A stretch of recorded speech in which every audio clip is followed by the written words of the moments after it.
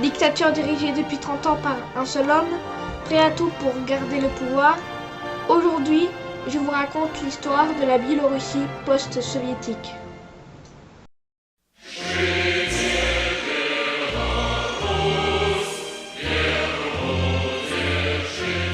« 25 août 1991.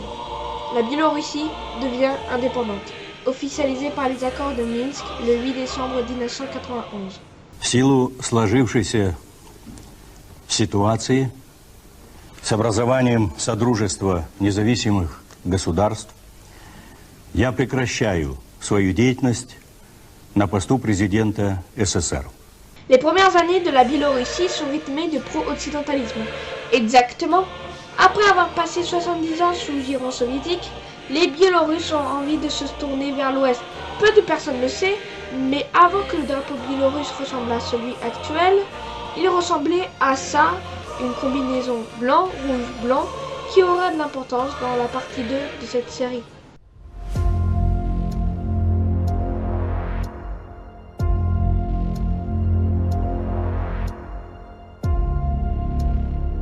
Fin 1993.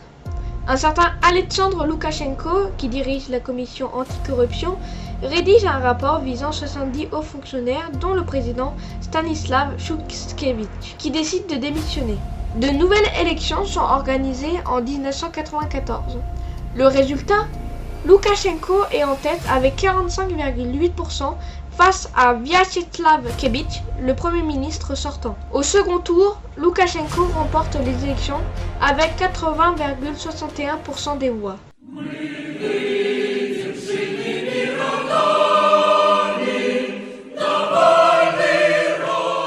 Élu démocratiquement, Loukachenko organise un référendum en 1995 sur 4 questions.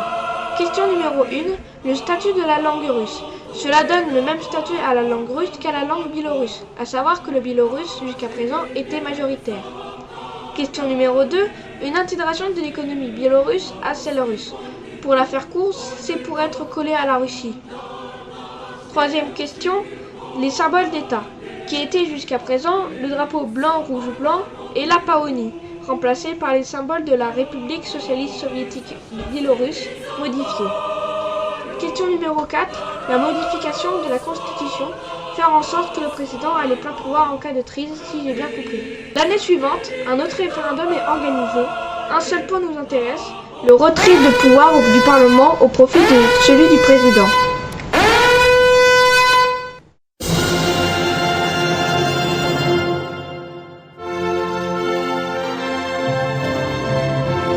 En 1997, Loukachenko signe avec Boris Yeltsin, alors président de la Fédération de Russie, le traité d'union pour, je cite, conduire à une progressive fusion entre la Russie et la Biélorussie. 2 ans plus tard, 2 chefs de l'opposition biélorusse disparaissent, vraisemblablement assassinés par le régime. C'est l'une des premières disparitions connues à ce jour par les Occidentaux.